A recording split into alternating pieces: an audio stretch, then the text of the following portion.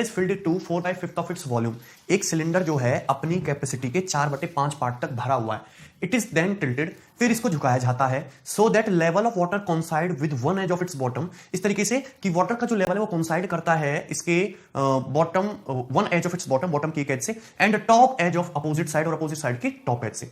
इस प्रोसेस में 30 litre water क्या होता है, इज स्पिल्ड, बिखर जाता है। What is the volume of cylinder, cylinder का वॉल्यूम क्या है।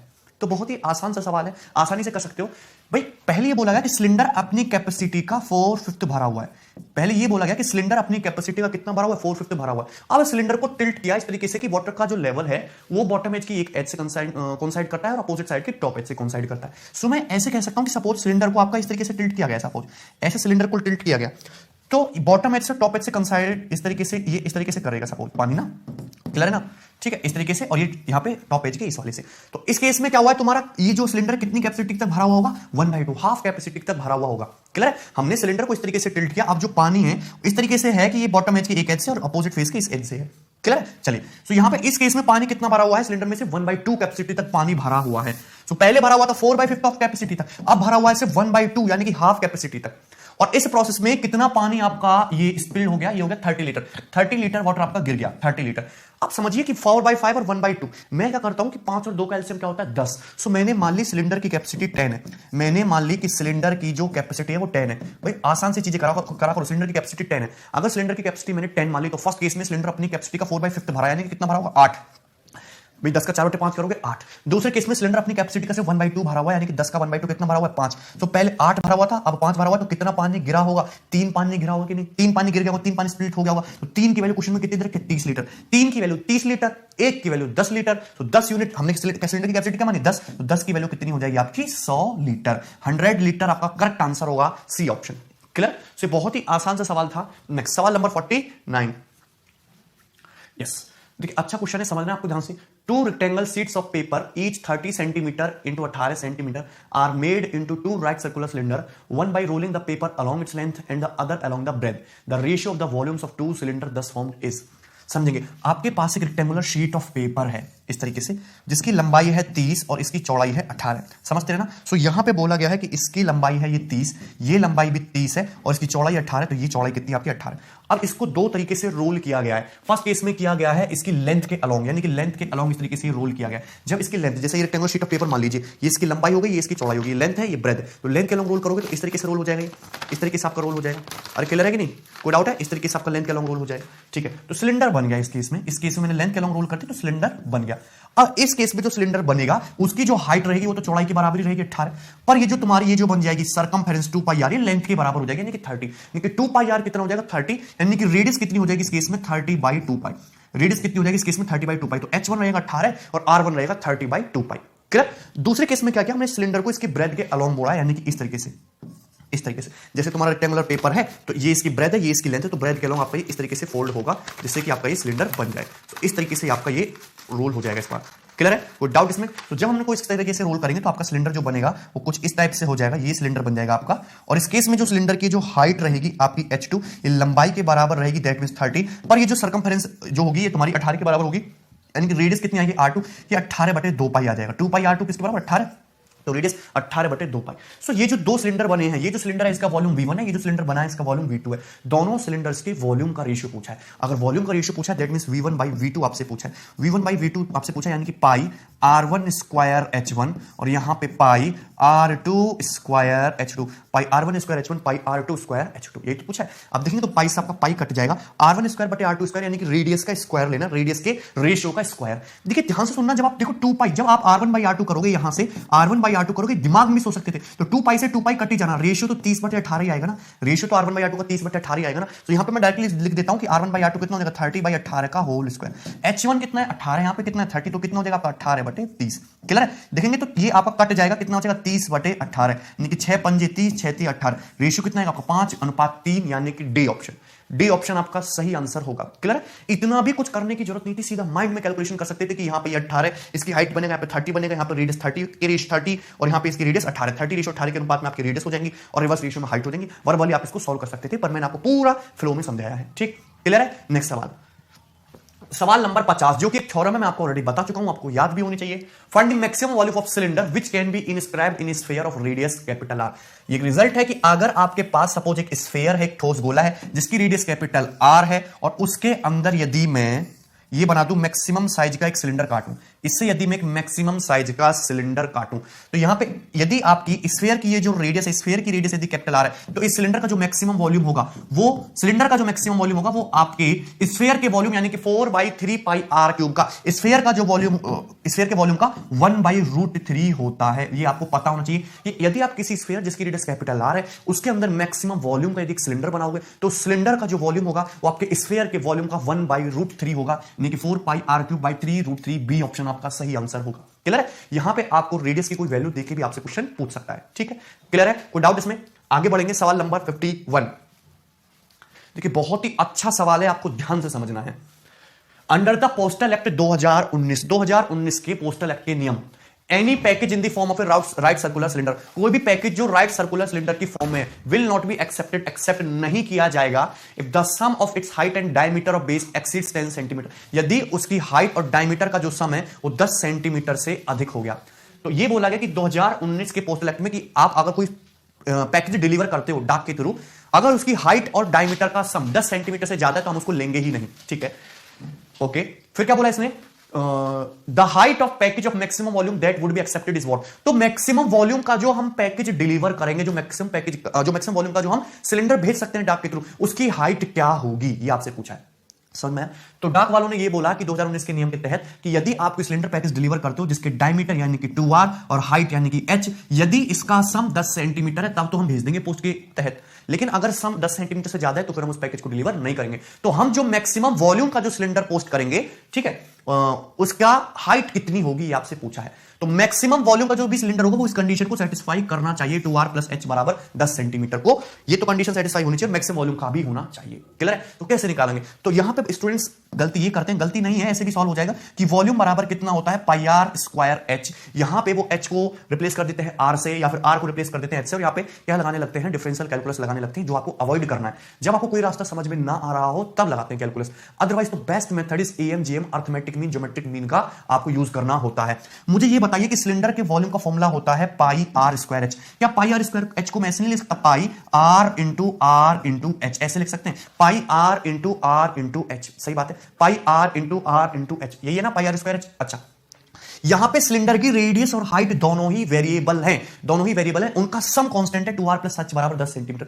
अगर मैं तीन वेरिएबल इस तरीके से मानता हूं कि एक वेरिएबल है आपका r, एक वेरिएबल है आपका r, एक वेरिएबल है आपका h, सो इन तीनों वेरिएबल का जो अर्थमेटिक मीन है, यानी कि ये तीनों को जोड़ के 3 से डिवाइड कर दीजिए, वो हमेशा इनके ज्योमेट्रिक मीन यानी कि r×r×h से क्या होगा, बड़ा होगा।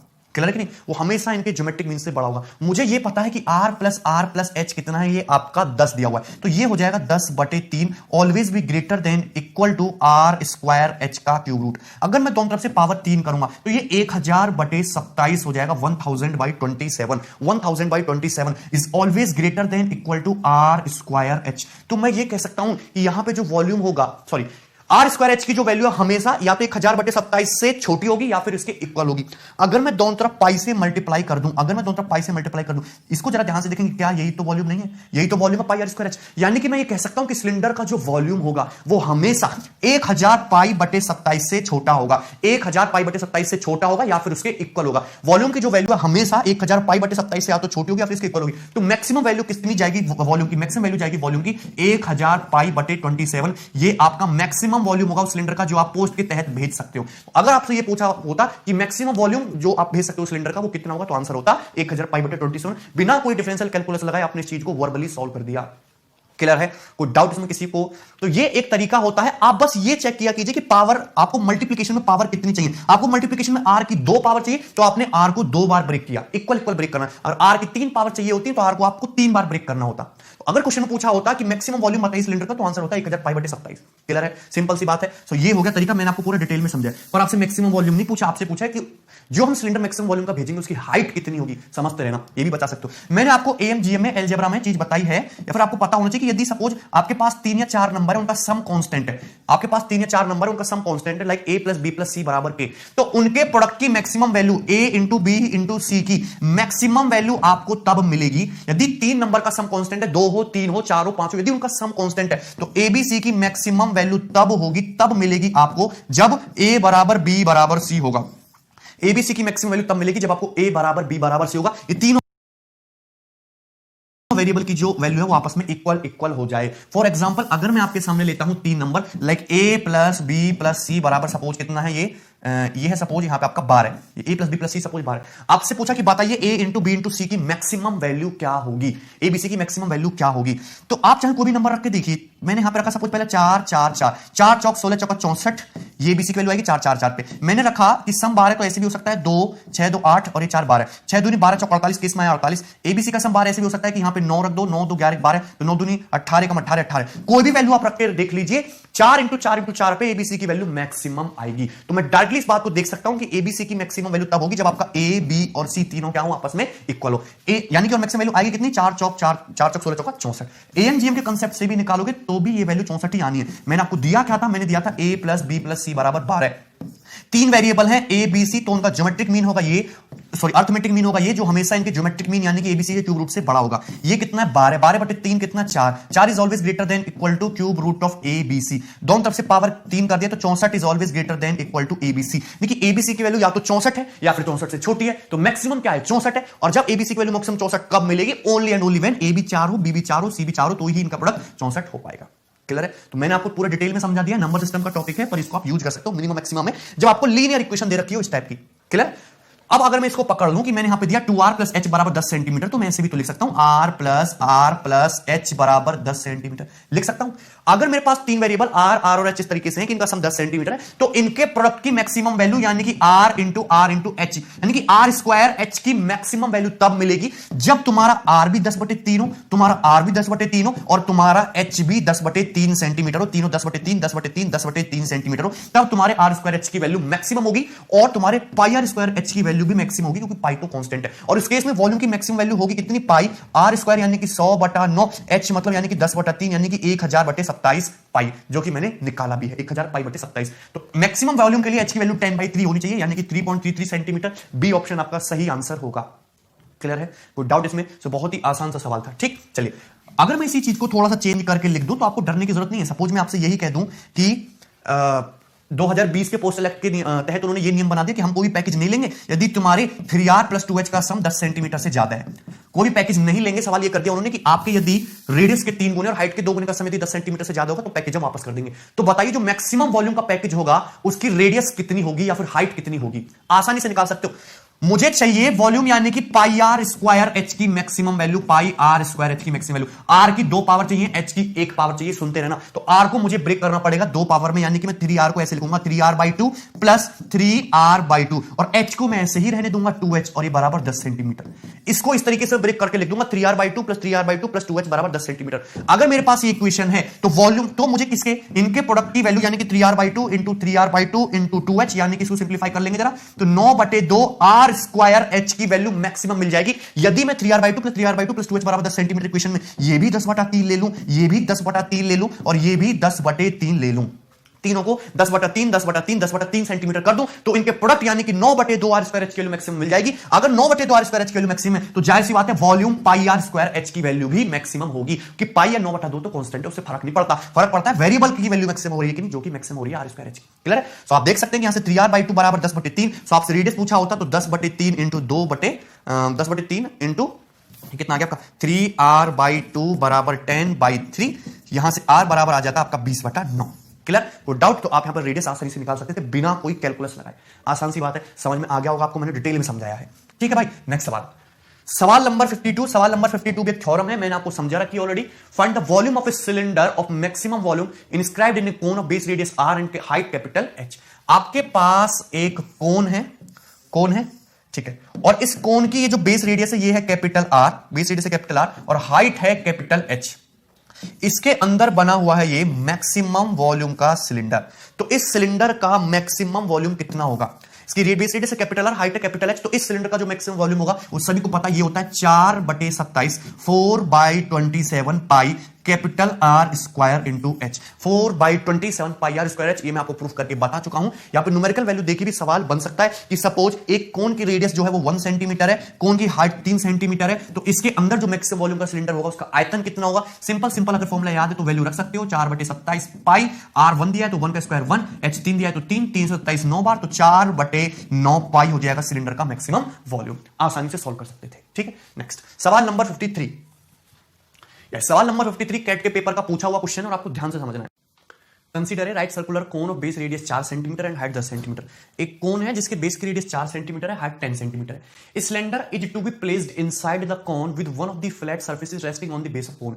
इस कोन के अंदर एक सिलेंडर रखा जाता है और उस सिलेंडर का जो बेस है, एक बेस, वो कोन के बेस पे है। ठीक है, कोन के नीचे वाले सरफेस पे। Find the largest possible total surface area of the cylinder. इस सिलेंडर का लार्जेस्ट टोटल पॉसिबल एरिया कितना होगा? ठीक है, सो बहुत ही आसान से सवाल है। 2-3 तरीके से सवाल बन सकते हैं कि एक कोन है, कोन के अंदर एक सिलेंडर है, तो सिलेंडर का मैक्सिमम वॉल्यूम, वो फॉर्मूला पता है। मैक्सिमम टोटल सरफेस एरिया कैसे निकालोगे वो मैं करवा दूंगा। मैक्सिमम कर्व सरफेस एरिया कैसे निकालोगे वो भी मैं करवा दूंगा। तीनों सवाल मैं आपको करवा दूंगा। तो ये देखते हैं, पहला कैट के पेपर का आया हुआ क्वेश्चन है, आसान सवाल है, आपके पेपर में भी आ सकता है कि सपोज आपके पास एक इस तरीके से कोन है, शंकु, और इस कोन की जो बेस रेडियस है वो 4 सेंटीमीटर है, तो ये हो गया कोन की बेस रेडियस 4, और ये कोन की हाइट है, कोन की हाइट दे रखी है आपको 10 सेंटीमीटर, तो ये हो गया 10। अब इस कोन से काटा जाता है आपका एक सिलेंडर, एक शंकु, सॉरी एक सिलेंडर काटा जाता है बेलन, इस तरीके से। क्लियर है? अब इस सिलेंडर के बारे में मैंने ये मान लिया कि सिलेंडर की जो रेडियस है ये आर है और सिलेंडर की जो हाइट है वो ये एच है। क्लियर है? सिलेंडर की जो रेडियस है वो आर है, हाइट एच है। आपको निकालना है सिलेंडर का मैक्सिमम टोटल सरफेस एरिया कितना होगा। तो आप अगर यहां पे गौर से देखोगे तो आपको यहां पे 2 राइट एंगल ट्राइंगल, 2 समकोण त्रिभुज बनते हुए दिखाई देंगे। एक तो ये हो जाएगा, ये साइड रहेगी 4, एक ये हो जाएगा, ये साइड रहेगी आपकी 10, और ये रहेगी सिलेंडर की बेस रेडियस स्मॉल आर, और ये साइड रहेगी आपकी कितनी, ये कितनी हो जाएगी आपकी 10 माइनस एच। कितना हो जाएगा? 10 minus H, 10 minus H. Clear है? देख सकते हैं आपको दो आपको यहां पे राइट ट्राइंगल दिखाई देंगे। ये ट्राइंगल एबीसी मान लिया, और ये ट्राइंगल एडीई, ट्राइंगल ये एबीसी एडीई। देखा भाई, यहां पे रेडियस आर है, इसकी रेडियस 4, इसकी हाइट एच थी, पूरी 10 थी, तो 10 माइनस एच बचा। दोनों राइट एंगल ट्राइंगल हैं, ये एंगल 90, ये एंगल 90 है, ये वाला एंगल दोनों में कॉमन, तीसरा एंगल ऑटोमेटिकली इक्वल होगा, तो दोनों ट्राइंगल सिमिलर हो गए। और जब सिमिलर हो गए तो करस्पॉन्डिंग साइड का रेशियो बराबर होना चाहिए। तो यहां पे है आर और उसकी करस्पॉन्डिंग साइड है 4, सो कितना हो गया? R/4 इक्वल टू, यहां पे कितना 10 माइनस एच और उससे करस्पॉन्डिंग कितना है 10, सो 10 माइनस एच इंटू ये 10 हो गया। क्लियर है? कोई डाउट इसमें? तो यहां से मैं h की वैल्यू निकाल लेता हूं, तो यहां से h की वैल्यू कितनी आ जाएगी? अच्छा, इधर मल्टीप्लाई करेंगे तो 5/2r, 5/2r बराबर 10 माइनस एच, या फिर h बराबर कितना आ जाएगा? 10 माइनस 5/2r। h बराबर कितना है? 10 माइनस 5/2r। तो सिमिलरिटी लगा के मैंने सिलेंडर की हाइट और रेडियस में रिलेशन निकाल लिया। इसको मैं मिटा के यहां पे लिख रहा हूं, ये बहुत आसान सी बात है। अभी तक इस सिलेंडर की जो हाइट है वो रेडियस की टर्म में आ गई 10 minus 5/2r, 10 minus 5/2r, h बराबर 10 माइनस 5/2r। क्लियर है?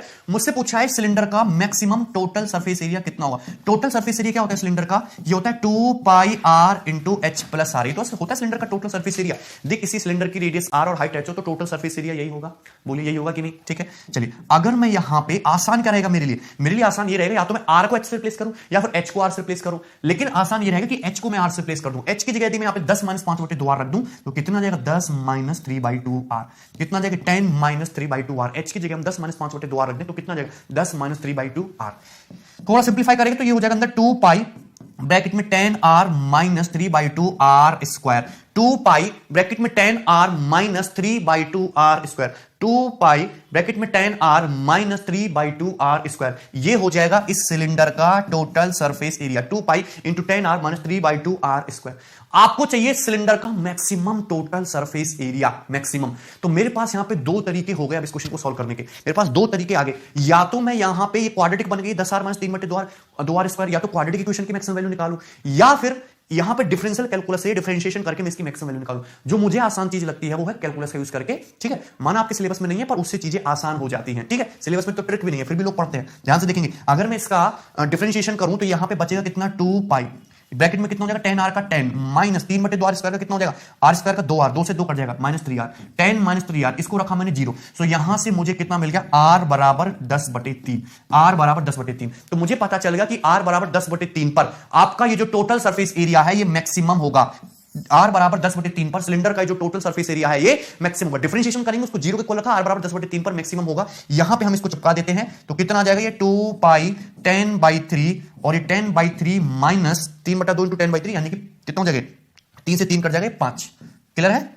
2 पाई r इंटू 10 माइनस 3/2 r, तो r बराबर कितना जाएगा यहाँ पे ये 10/3 हो जाएगा। ठीक है ना, अब यहां पे इसको पुट करेंगे, एक सेकंड, यहां पे हो जाएगा आपका 2 पाई स्मॉल r की जगह ये 10/3, 10 माइनस 5, ये 3/2 आ रहा है तो 3/2 इंटू 10/3। क्लियर है? 3 से 3 आपका कट जाएगा, 2 से 10 ये आपका 5 बार कट जाएगा। क्लियर है? 5 2 50 दूनी 100 यानी कि 100 पाई/3, 100 पाई/3। तो आपका मैक्सिमम टोटल सरफेस कितना आएगा सिलेंडर का? A option 100 पाई/3। सो बहुत ही आसान सा सवाल था। इस तरीके से आप इस क्वेश्चन को अप्रोच कर सकते हो।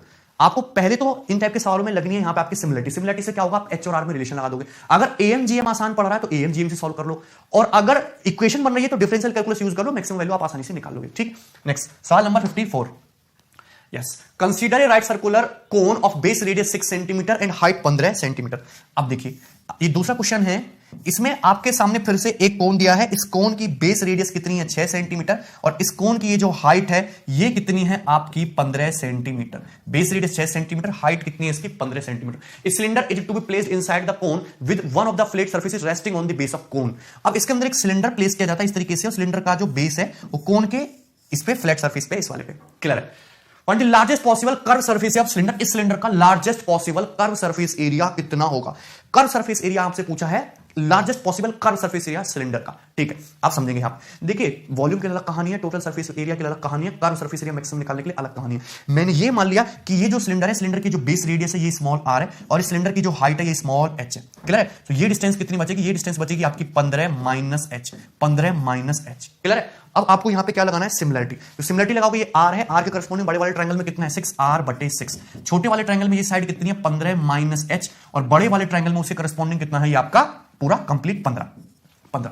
क्लियर है? कोई डाउट इसमें? सो यहां पे अगर आप देखोगे तो r/6 बराबर 1 माइनस h/15, या फिर r/6 प्लस h/15 बराबर 1, ऐसे लिख सकते हो बड़ी आसानी से, कोई दिक्कत नहीं इसमें। आपसे पूछा सिलेंडर का maximum curve surface area. Curve surface area होता कितना है? कर्व सरफेस एरिया होता है 2 pi RH। Curve surface area से कितना होता है? 2 पाई RH। 2 पाई RH की मैक्सिमम वैल्यू पूछे। अब मेरे पास दो रास्ते बचे। एक रास्ता तो मेरे पास ये बचा कि मैं यहां पे H को रिप्लेस कर दूं R से, या फिर R को रिप्लेस कर दूं H से, और यहां पे डिफरेंशियल कैलकुलस यूज कर लूं। दूसरा रास्ता मेरे पास ये बचा कि यहां पे देखिए सीधे सीधे दो नंबर है, सीधे सीधे दो वेरिएबल है, एक है R और एक है H। इनका मुझसे क्या पूछा? प्रोडक्ट ही तो है। एक वेरिएबल R, एक वेरिएबल H, सीधा सीधा इनका प्रोडक्ट पूछा है। सो यहां पे AMGM भी आसानी से लगता है, तो मैं आपको AMGM बताना सिखा रहा हूं। यहां पे मेरे पास ये एक इक्वेशन है, R भी एक वेरिएबल है, सिलेंडर की रेडियस, H भी एक वेरिएबल है, सिलेंडर की हाइट। सो R/6 भी एक वेरिएबल होगा, H/15 भी एक वेरिएबल होगा। सो अगर मैं निकालूं R/6 प्लस H/15 का ये निकालूं मैं अर्थमेटिक मीन, तो जाहिर सी बात है उनके ज्योमेट्रिक मीन से बड़ा होगा, यानी कि √R/6 इंटू H/15 से बड़ा होगा। क्लियर है? R/6 प्लस H/15 है कितना? 1। यहां पे 1 रख दिया, 1/2। 1/2 का स्क्वायर करोगे तो 1/4 is always greater than equal to RH/15 छिक्का 90। क्लियर है? कोई समस्या? 90 को मैं इधर ले आऊंगा तो 90/4 is always greater than equal to RH। 90/4 की वैल्यू हमेशा RH से या तो बड़ी है या फिर इक्वल है। यदि मैं दोनों तरफ यहां पे 2 पाई चिपका दूं कोई फर्क पड़ेगा क्या? मैंने यहां पे 2 पाई चिपका दिया, यहां पे भी 2 पाई चिपका दिया, तो ये कितना हो जाएगा? 2 दूनी 4, 90/2 45 पाई। तो ये हो गया आपका 45 pi. 45 pi is always greater than equal to 2 pi RH। 45 pi is always greater than 2 pi RH, यानी कि सिलेंडर का जो कर्व सरफेस एरिया है तो हो गया 2 पाई RH। इसकी वैल्यू या तो 45 पाई से छोटी है या फिर 45 पाई के इक्वल है, तो फिर मैक्सिमम वैल्यू कितनी है 2 पाई RH की? 45 पाई, यानी कि ए ऑप्शन आपका मैक्सिमम कर्व सरफेस एरिया हो जाएगा सिलेंडर का। क्लियर? सो मैंने आपको यहां पे दोनों तरीके से क्वेश्चन को करके दिखा दिया, आपको यहां पे AMGM के कांसेप्ट से भी करके दिखा दिया है मैंने आपको एक सवाल, और डिफरेंशियल कैलकुलस से भी मैंने आपको बता दिया। ठीक है, सिंपल सा है। आपको दो वेरिएबल दिखाई दे रहे हैं, R और H दोनों वेरिएबल है, सिलेंडर की रेडियस, सिलेंडर की हाइट दोनों ही वेरिएबल हैं। सो R/6 और H/15 वेरिएबल होगा, इनका अर्थमेटिक मीन हमेशा ज्योमेट्रिक मीन से बड़ा होगा। सिंपलीफाई किया, एक ही लाइन में आ गया कि 45 पाई आपका कर्व सरफेस एरिया होगा। क्लियर है? कोई डाउट? कोई बहुत ज्यादा कैलकुलेशन करना ही नहीं। नेक्स्ट सवाल, सवाल number 55। Yes, the sum of circumference of base and height of a cylinder is 80, then find the maximum volume of cylinder। Cylinder का मैक्सिमम वॉल्यूम क्या है? अब इसमें बच्चे कैलकुलस लगाने लगते हैं, बहुत ज्यादा कैलकुलेशन करते हैं, कुछ करना ही नहीं, सीधा एक लाइन का सवाल है। अगर ये मानता हूं कि मेरे पास एक सिलेंडर है, सिलेंडर की बेस रेडियस है r, सिलेंडर की हाइट है h, तो क्वेश्चन के अकॉर्डिंग दे रखा है कि सिलेंडर के बेस की सरकमफेरेंस यानी कि 2 पाई r और सिलेंडर की हाइट यानी कि h, इन दोनों का सम है 80 सेंटीमीटर। इन दोनों का सम है 80 सेंटीमीटर। आपसे पूछा है सिलेंडर का मैक्सिमम वॉल्यूम या फिर मैक्सिमम आयतन बताइए। मुझे पता है कि सिलेंडर का वॉल्यूम होता है पाई r स्क्वायर h यानी कि r इंटू h, पाई r स्क्वायर h सिलेंडर का मैक्सिमम वॉल्यूम होता है। यहां पे आपको r की कितनी 2 पावर देखने को मिल रही है और h की पावर 1। सो मुझे दिया हुआ है 2 पाई आर प्लस एच बराबर 80, तो मैं क्या करूंगा आर को 2 में ब्रेक करूंगा, 2 टर्म्स में, यानी कि pi R plus pi R, pi R plus pi R का मतलब 2 पाई आर होता है और प्लस एच बराबर ये 80 सेंटीमीटर। क्लियर, लिख सकते हैं, कोई दिक्कत नहीं। मुझे ये भी पता है कि रेडियस और हाइट दोनों आप वेरिएबल है, लेकिन इनका सम सरकमफेरेंस और हाइट का यस ये फिक्स है। अगर मेरे पास 3 वेरिएबल इस तरीके से पाई आर और एच, तो इनका अर्थमेटिक मीन कितना होगा? इनका अर्थमेटिक मीन होगा पाई आर प्लस एच बाई 3, जो कि हमेशा बड़ा होगा इनके ज्योमेट्रिक मीन से, यानी कि पाई आर इंटू एच, यानी कि pi square I square R square H के क्यूब रूट से। Clear, pi R plus H बराबर कितना आ गया? 80 में डिटेल में समझा रहा हूं, डायरेक्टली भी लिख सकते हैं आप 80 बटे 3 is always greater than this. Cube root करेंगे तो कितना हो जाएगा? 512 और यहां पे 000 लग जाएगा बटे 27 is always greater than equal to pi square R square H. सही बात है, कोई समस्या इसमें किसी प्रकार की? देखिए पाई स्क्वायर में 2 पाई है, तो एक पाई उठा के यहां से हम एक पाई हटा के यहां पे ले आते हैं, तो आप देख सकते हैं कि पाई आर स्क्वायर एच की जो वैल्यू है वो हमेशा 512 बटे 27 पाई से या तो छोटी है या फिर इक्वल है। और ये जो पाई आर स्क्वायर एच है यही तो सिलेंडर का वॉल्यूम है, लेकिन सिलेंडर का वॉल्यूम हमेशा या तो इस नंबर से कम है या फिर उसके इक्वल है। तो मैक्सिमम वॉल्यूम कितनी होगी सिलेंडर की? फर्स्ट ऑप्शन 512 बटे 27 पाई। क्लियर, कोई डाउट इसमें? सो बहुत ही आसान सा सवाल था और आपने 2 लाइन में इसको सॉल्व कर दिया मैक्सिमम। तो आपको कैलकुलेशन लगाने की जरूरत ही नहीं है जगह जगह। अगर आपको सीधा सीधा नंबर्स का प्रोडक्ट दिख रहा है इस तरीके से और लीनियर इक्वेशन दे रखे हैं तो आप आसानी से सॉल्व कर लोगे। क्लियर है? नेक्स्ट सवाल नंबर 56 और ये लास्ट सवाल भी है सिलेंडर का। A rectangular sheet of dimension 22 centimeter into 12 centimeter if folded in the form of a cylinder along its length, what will be the volume of the cylinder? देखिए बहुत आसान सवाल है और पेपर में इस टाइप के सवाल आ जाते हैं कि आपके सामने एक रेक्टेंगुलर शीट ऑफ पेपर है, इस तरीके से आपके सामने एक रेक्टेंगुलर शीट ऑफ पेपर है, इसकी जो लेंथ दी है वो आपके सामने दी है 22 सेंटीमीटर और इसकी जो चौड़ाई दी है वो कितनी दी है आपको? 12 सेंटीमीटर। अब इस रेक्टेंगुलर शीट ऑफ पेपर को, जैसे पेपर है इसकी लेंथ ये 22 है, ये चौड़ाई 12 है, इसको मोड़ा जाता है इसकी लेंथ के अलोंग इस तरीके से कि इसकी लेंथ को हमने फोल्ड कर दिया और इस तरीके से एक सिलेंडर बन गया। तो हमने इसको रेक्टेंगुलर पीस ऑफ पेपर को फोल्ड कर दिया इसकी लेंथ के अलोंग इस तरीके से और क्या बन गया? आपका एक सिलेंडर बन गया। आपसे पूछा सिलेंडर का वॉल्यूम क्या होगा? तो वॉल्यूम इस सिलेंडर का तभी निकाल पाओगे जब आपके पास सिलेंडर की रेडियस और हाइट हो। लेकिन गौर से देखा तो जो रेक्टेंगल की चौड़ाई है 12, वही इस सिलेंडर की हाइट बन रही है यानी कि 12 सेंटीमीटर ना। उसके बाद जो रेक्टेंगल की लंबाई है 22, वही क्या बनेगी? यहां पे इस सिलेंडर की सरकमफेरेंस बन जाएगी, यानी कि बेस की सरकमफेरेंस 22 है। अगर किसी बेस का है सर्कल, अगर किसी सर्कल की सरकमफेरेंस 44 हो दैट मींस रेडियस 7 है। अगर सरकमफेरेंस 22 हो दैट मींस रेडियस कितनी है? 7/2। डायरेक्टली लिखना आना चाहिए, रेडियस कितनी है? 7/2 सेंटीमीटर। क्लियर, कोई डाउट इसमें? तो मुझे रेडियस भी पता है, मुझे हाइट भी पता है, सिलेंडर की निकालना क्या है? वॉल्यूम। वॉल्यूम क्या होता है? Pi R square H, pi R square H, H कितना है यहाँ पे? 12। चलिए, मुझे पता है कि अगर किसी सर्कल की रेडियस 7 हो तो एरिया 154, लेकिन रेडियस 7/2 हो, हाफ हो, तो एरिया कितना हो जाएगा? 154/4 बाई 4 हो जाएगा ना, रेडियस हाफ होती है। 12 4 से 12 3 बार 154 इंटू 3 यानी कितना जाएगा? 462 462 सेंटीमीटर क्यूब ये आपके सिलेंडर का वॉल्यूम होगा। ए ऑप्शन आपका करेक्ट आंसर है। क्लियर है, कोई डाउट इसमें? सो बहुत ही सिंपल और साधारण सा सवाल था ये भी, डिफिकल्ट क्वेश्चन भी मैंने आपको कराया। तो इसी के साथ हमारा बहुत इंपॉर्टेंट टॉपिक सिलेंडर ओवर होता है और पेपर में इससे आपको मेंस के पेपर में 2 सवाल देखने को मिल सकते हैं। हर टाइप के क्वेश्चन मैंने इसमें कवर करने की कोशिश की, इनको 2 बार रिवाइज करें, कम से कम धैर्य बनाए रखें। अगर पहले वीडियो देखने से पहले क्वेश्चंस की जो शीट है उसको देख लिया करो, अगर आप सारे सवाल सॉल्व कर पा रहे हो खुद से टाइम लिमिट में, so don't need to watch any video, आगे बढ़ जाइए। ठीक है, चलिए ध्यान रखेंगे अपना, बाय।